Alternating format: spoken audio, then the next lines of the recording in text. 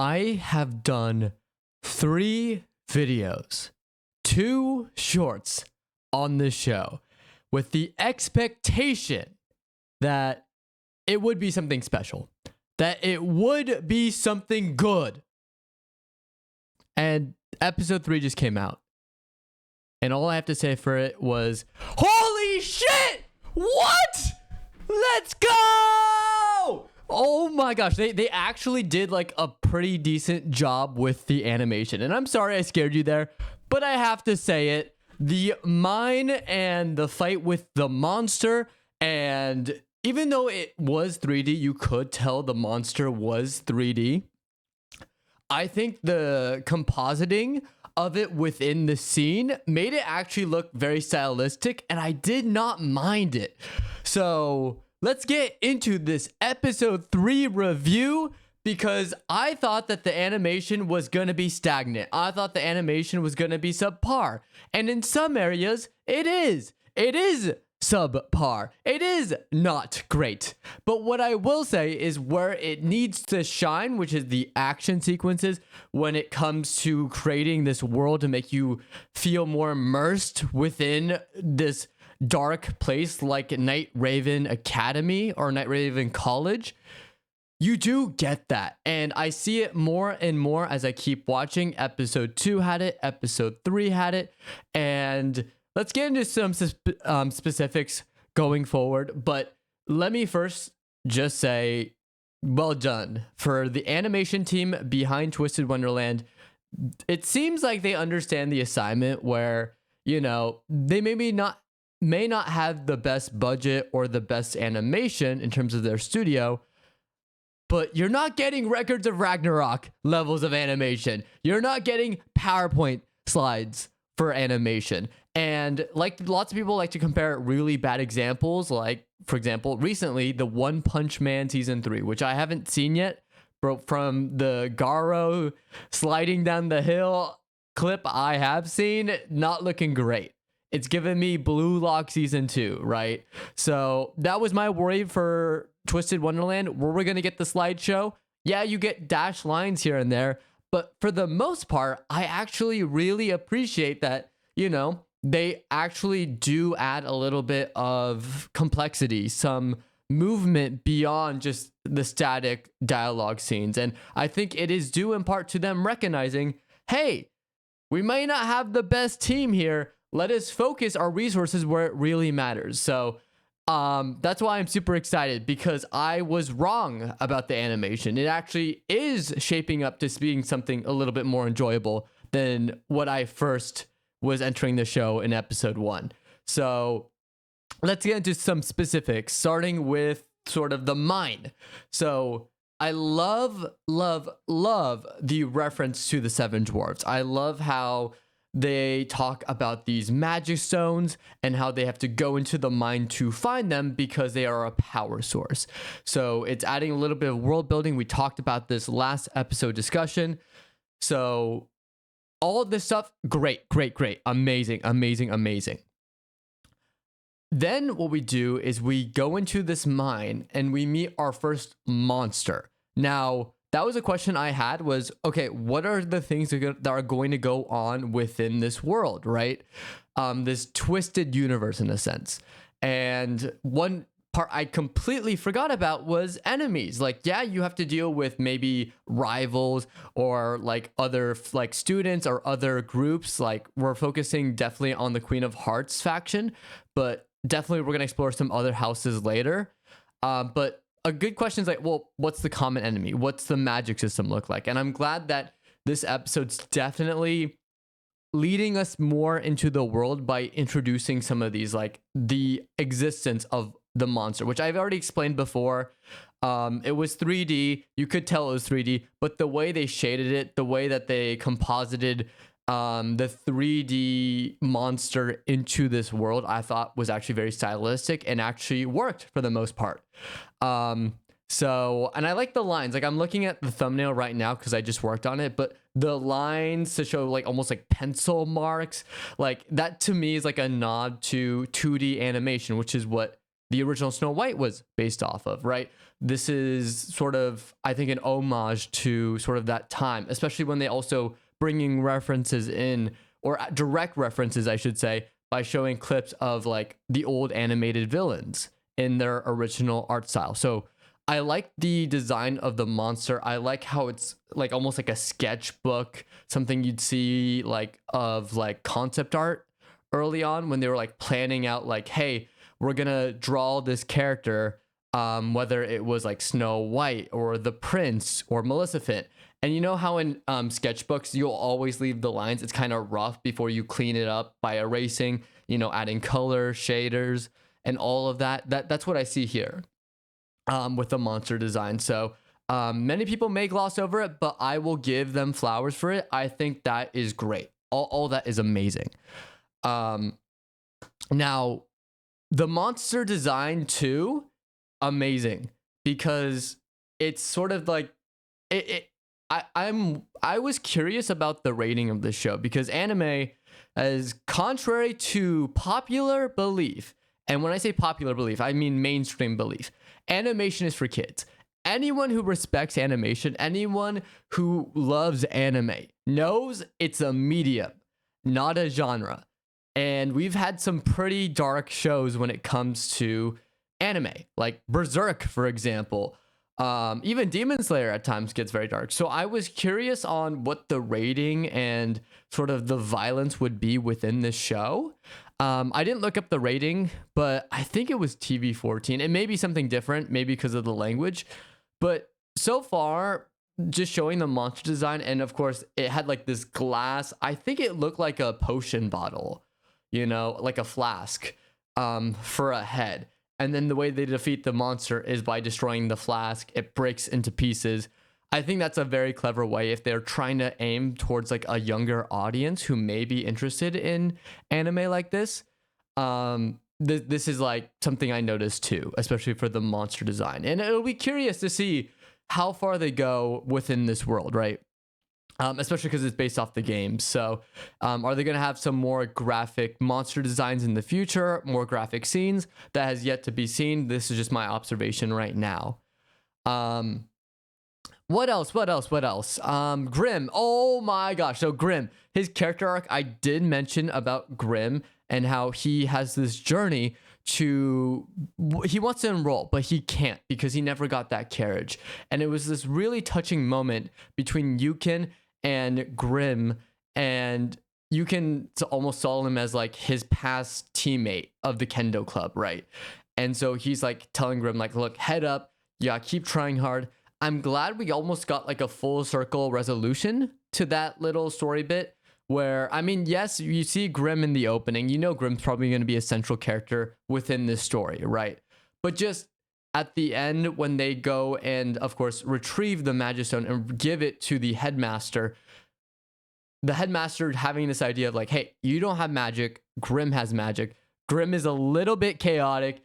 You are not. Let's have you enroll together and you'll be like a monster tamer, which I'm a big fan of monster tamers as a class. I think it is so underrated. People are like, I want to shoot magic. I'm like, yeah, but imagine having to study less of like, say you're trying to be a wizard and casting fireball. Imagine just having a pet dragon, right? Like How to Train Your Dragon, where you could just have the dragon shoot fireballs at people without you having to study or use up and be exhausted from using magical energy. So I think it's cool that Yukin and Grimm are now like a team, which I did mention too before, where I could see sort of us learning more about Grimm, even though he is kind of chaotic and a nuisance at the start, especially episode 1. But definitely warming up to him. And episode 3 did give us a little bit of that, where Grimm is helpful. Grimm, of course, is a little bit catty, no pun intended, and wanted to steal the Magic Stone, but that's just kind of his character. It's kind of played for laughs, and I did appreciate that. Now let's jump to Ace and Deuce, who, again, I mentioned this before. I like how it's not a group dynamic, even though they are part of the same house. They each have their own personalities. Ace is a little bit arrogant. He kind of does things. He's very impulsive. And that's the whole reason why they're doing this episode. They're in this mine is because Ace and Grim were fighting. And unfortunately, Yukon and Deuce were just dragged in along with them, you know? So I like Ace here because Ace is very much, very impulsive, will fight. But he also has a little bit of brains behind him. Like when it's fight or flight, when he's facing like a tough opponent like the monster, his first instinct was like, let's actually get away. We're not going to fight this head on. And it was actually Deuce who was, the rational one earlier, which he was like begging to be let back into the college. He was the one who was like, I need to enter at all costs. We're going back in. And I don't know. I just thought that dynamic was really interesting because, the rational one is the one who's charging into danger. But it makes sense. It makes sense because the stakes are, his enrollment into the college. And then this is where it picks up. I mentioned it at the start. The animation kind of goes crazy when it needs to. When Deuce was dodging the monster, I thought was like started off pretty good. But then the swinging, the attacks, like everything with the fight with the monster sequence was really, really good, especially from a show I wasn't expecting much from. And maybe that's why I enjoyed it a lot more than, like, say I watch a good show like Demon Slayer or, Attack on Titan with like great animation, right? Like from Ufotable or Mappa. What I really appreciated here was like they know their limits, and it's almost like an underdog story where it's like they made sure to highlight the scenes that needed to be highlighted, and they did the bare minimum for scenes like dialogue scenes that don't necessarily need the most amount of animation, right? So I appreciated that. We also got to see some of their powers. Of course, Ace, we know it's wind, right? But Deuce's ability as well. I love how he's just kicking. That's his like his attack. He's like just trying to kick the monster. I thought that was really funny. I like how it almost formed like a D&D party in a sense, or like an adventurers party where you had like Yukon, who's the strategist. He can't really fight, so he just uses his brains and uses his leadership abilities, which is even what the headmaster points out, right? To kind of help Ace and Deuce work together to fend off the monster and form like a proper counterattack. And his timing was really good too. And then of course using Grim to also do damage against the monster. So it may be because it's out. Again, I know nothing about the games or the books, so I don't know how they play or how they read. But what I will say is it almost seemed like it was turn-based in a good way, where it was very much focusing on let's build up the relationships, gain closer, which they even had like a cute moment after where they were both like laughing about it, where they're like, we did it. Yeah, we defeated the monster, before, of course, what's his face? Riddle comes and ruins the fun. So I thought that was really good. And then, of course, the Grim contributing and then being let in because the headmaster sees potential in Grim and Yukon forming a dynamic duo type. So so like overall it's been a really good episode. I think it is. I don't know, is it better than episode 1 and 2? I will say yes for now, and I feel like it is because it's giving us more of the world. It gave us some action sequences. I almost forgot. So Riddle comes in, right? At the very end of the episode. And I thought what was really funny, and they even mentioned it too. Riddle is upset at Ace and Deuce, not because of the whole statue incident. He's upset because of them missing the hedgehog. And okay, mind you, when I was watching this show, I was like, okay, there's these houses, right? And they're based off like Disney villains. And, it's like, okay, cool, right? But they seem relatively normal aside from like their normal, anime antics, right? They seem like normal students in a sense. That is not the case. You learn fast. The Queen of Hearts house, the fact that they got punished because they did not sing a song with everyone else to the hedgehog. Not only was that a great reference to, of course, Alice in Wonderland, but like I was just like, this is insane. Okay, these people are insane. Never mind. I thought Riddle and, you know, the houses would be normal. Now I'm curious to see what Maleficent's house does, or the Evil Queen's house does, or Hades, right? Like, well, what's gonna happen? What's this weird tick in their head that makes them very unique and very much like their villain counterpart, right? I thought that was crazy. And then of course Riddle's on this podium. They're both kneeling, like frightened. I was like, this is a Twisted Wonderland for sure.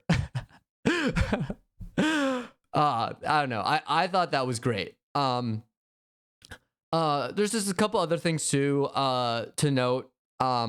I believe Grimm also received this Magistone pendant that I feel like is going to be very important later on in the story. It may be nothing, maybe decoration, just to show that he's been admitted into the academy.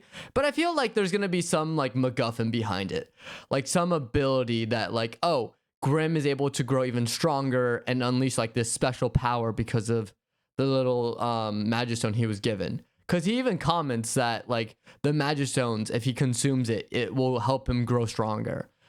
Another thing too is the monster's identity. I think that's like the big mystery so far, and this is what they have introduced within Twisted Wonderland, is what are the monsters? Where did they come from? Why are we fighting them? Why did Riddle say this guy was easy? Like, like seeing them fight, Kick's not doing anything, using like a 3-team effort, including Grimm's fire breathing ability, right? Just to take down one monster that wasn't even taken down. What other monstrosities are there in this universe if Riddle thinks that this is nothing? That's what I want to know. Because then there's also the curiosity of like, what's the material that Grimm was consuming? Like, I think it was the little flask head that broke into pieces. Grimm started eating it to grow stronger.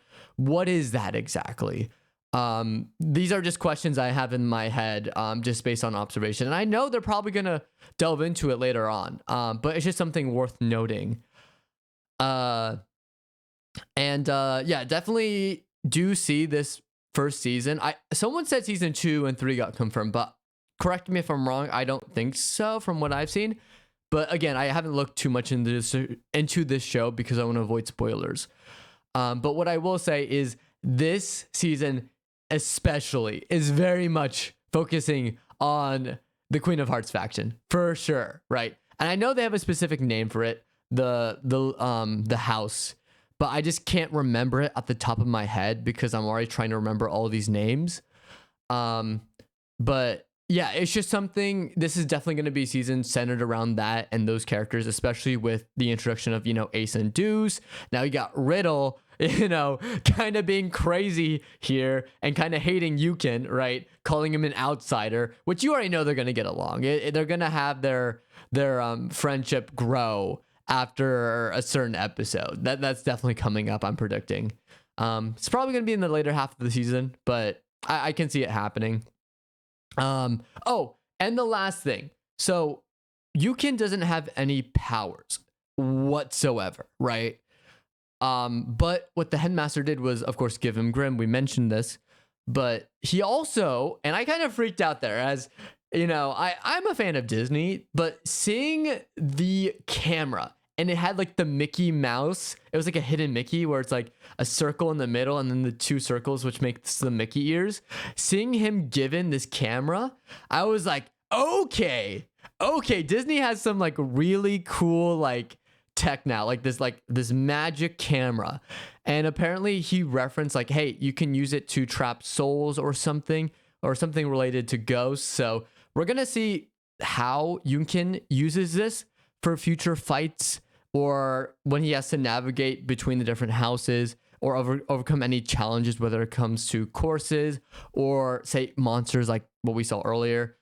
It's going to be interesting to see all of that, because the more gadgets, the more power systems that are introduced that are very unique, I think it creates a bigger hook to watch this show, because it sets itself apart from generic isekai. It sets itself apart from your typical shonen, like and I'm talking typical shonen in terms of like the mainstream My Hero Academia, Demon Slayer, anything where you can point and say this is something that only this show is doing, which is Twisted Wonderland, the better. So yeah, overall amazing show. I still recommend everyone give it a shot. I know the animation is subpar compared to some of the greats out there, but I still think the story is proving to be really, really good. I love the fandom. The fandom was so accepting, and they've been like giving me so much love for my videos. I appreciated that. It makes me want to make more videos too. But yeah, I don't know. I just kind of like to ramble on and on and on whenever I watch a show, especially if it's good like this. So, yep, those are my thoughts. Let me know what you guys thought about this episode. Do you agree, disagree, about what I thought? Let me know everything below, and I'll catch you guys in the next video.